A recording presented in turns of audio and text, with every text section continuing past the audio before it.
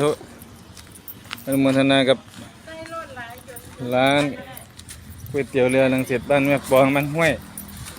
ถวายน้ำปะนะโอเลี้ยงชาดำเย็นไปถวายหลวงพ่อหลอมขอให้เจริญรุ่งเรืองนะโยมแม่นะขอให้คำมาค้าขึ้นให้นี่สาธุสาธุรับพรก่อนเลยดีกว่านะโยมแม่นะรับพรก่อนจ้ะจะไปทางนั่งหนึ่งเด้อยืนนับท่านละ